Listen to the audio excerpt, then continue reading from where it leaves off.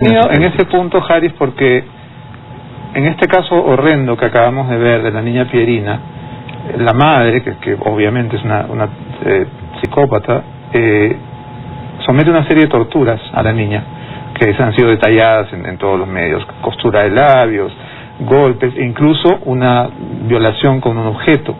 Entonces, esta madre ¿es también una violadora de acuerdo al código, o es simplemente una madre que maltrata, que asesina? En términos del código, sí. Sí lo es. Yo no conozco el caso, de hecho no estaba en el país cuando salió apenas, y lo escuché en algunos medios tangencialmente, pero sí, teóricamente sí. Pero también es un caso estadísticamente aislado, ¿no? O sea, no es ni común, ni regular, no es representativo, y además de una evidente patología. Y eso es algo importante de entender. Nuestros casos, tenemos alrededor de 70.000 denuncias por violación en los últimos 10 años. No son 70.000 psiquiátricos. Y no son 70.000 presos tampoco. No, son muchos menos. Pero insisto en el punto, ¿no? O sea, casos como este desvían un poco la atención de un fenómeno mucho más brutal. No es un fenómeno psiquiátrico, stricto sensu, ¿no? Esta mujer u otros casos similares, tan horrendos o peores que estos, marcan una patología. Eso es un problema psiquiátrico. Tiene que tener su vía de atención a través del estudio psicopatológico. Pero estos 70.000 violadores y los violadores de todos los días no son estrictamente enfermos mentales. Ese es el problema y ese es el horror. O sea, que un enfermo mental, que una persona, un psicópata, cometa actos monstruosos es porque es psicópata. Pero que una persona común y corriente, el padre de familia de un montón de gente que nos está mirando ahora, el tío, ¿quién no conoce a alguien que haya sufrido que haya sido víctima de violación?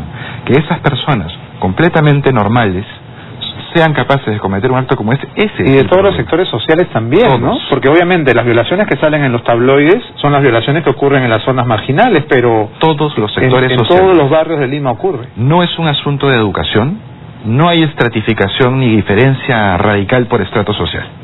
No es un asunto de mayor certificación. Mayor certificación no garantiza menor índice ni tasa. Para no hablar de las empleadas domésticas violadas por sus patrones, que es una práctica casi normalizada. También, sin olvidar otro tipo de casos en sectores altos, ¿no? Económicamente altos. Violaciones de compañeras de colegio y universidad. Casos como esos hay muchos. No tan públicos como deberían, pero en las fiestas y qué sé yo. Muchísimos. Entonces, dos cosas que insisto, y es importante entender. Este no es un asunto estrictamente psicopatológico.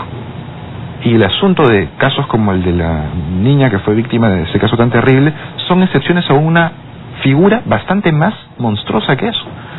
Es la normalidad de un fenómeno como este.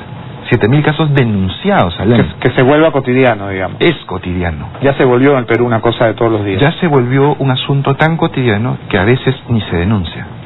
Y se denuncia muchas veces mucho tiempo después del hecho, o mucho tiempo después de una sucesión de violaciones o de agresiones sexuales. ¿Qué porcentaje de las víctimas denuncia realmente lo que está pasando? En un estudio ¿Y en qué momento? Porque a veces denuncian cuando ya han sido violados años. En un estudio interesante de Ciudad Nuestra, y una cosa de Carlos Romero que retomo para una gráfica del estudio, se muestra que no más del 25% han generado en algún momento una denuncia. No más del 25%. Todo lo demás queda impune. Sin embargo, todavía no tenemos estudios de estimación profundos, ¿no? Que es lo que vale la pena construir pronto, y los estudios de estimación nos van a permitir determinar la cifra oscura, o al menos una cifra oscura relativamente racional para poder pensar cuánto es lo que no se está denunciando. Ahora, hay una cifra también que encontraba en tu libro que me parece espeluznante. El 78% de las mujeres violadas en el Perú, 78%, son menores de 18. Sí. O sea, casi el 80% de las violaciones son a niñas. El 75% del total son a menores de 18 años. Y esto no es un asunto de los últimos años, ¿ya? Toda la década es lo mismo. 75% estándar es una constante de toda la década. O para decirlo de otra manera, de cada 5 víctimas de violación, 4 son menores de edad. Sí. Pero esto tendría que motivar una movilización, una campaña del Estado. Lo que está descubriendo es de verdad un escándalo. 75% de las violaciones son a menores de edad. 25% oficial las cometen parientes cercanos de la víctima. 65% estimado es alguien que conoce a la víctima. 93% de las víctimas son mujeres. Y es toda la década ha sucedido esto. No es un asunto de ayer. Y no estamos hablando de una mujer que entra a un callejón oscuro y la agarran entre cuadras. Estamos hablando de la casa, de la vida cotidiana. La probabilidad de que te viole el taxista violador, ¿no? O qué sé yo, un acechador en la calle, es brutalmente menor a que te viole tu propio familiar consanguíneo en tu propia casa en la hora, en el día.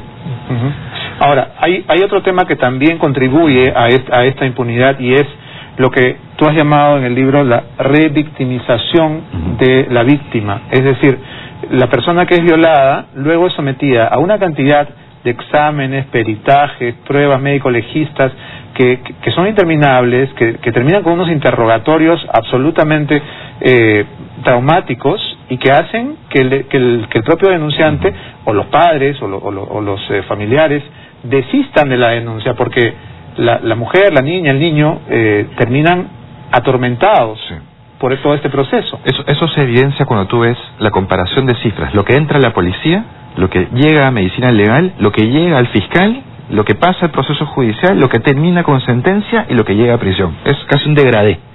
Claro, la gente va desertando en el proceso. Porque es terrible. ¿Qué es lo más terrible que has encontrado en ese proceso? En el primer momento, cuando hay una víctima de violación, insisto, normalmente una mujer.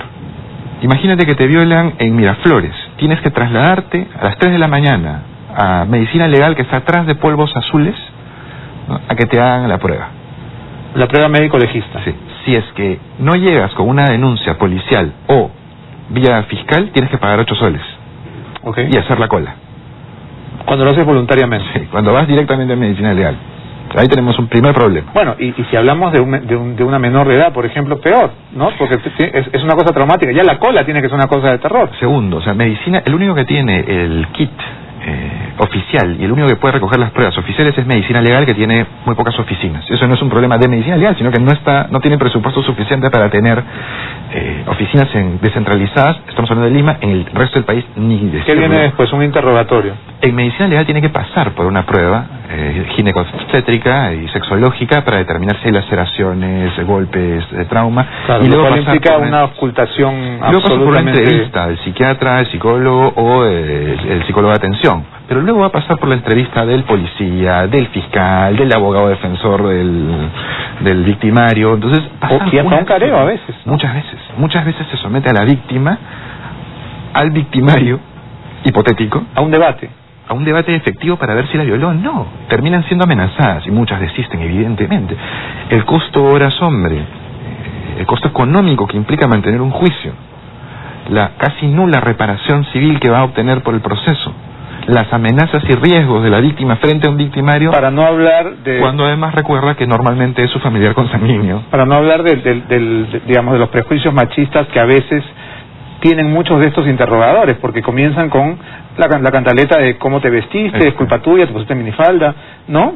Porque y además de eso, no te olvides que lo que decíamos al comienzo, que si no hay violencia explícita, un golpe, un diente menos, un corte, se duda de la víctima.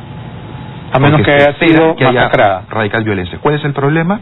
Que una niña de 12 años que ha sido violada por su padrastro normalmente no presenta laceraciones además de la violación, por ejemplo golpes o cortes. ¿Por qué? Porque es sometida a través de otros mecanismos de ejercicio del poder. No tendría por qué. Son normalmente amenazadas también. Y dos, ¿no? Porque a veces, y muchas veces, no someterse a la resistencia física es una estrategia para evitar una agresión mayor.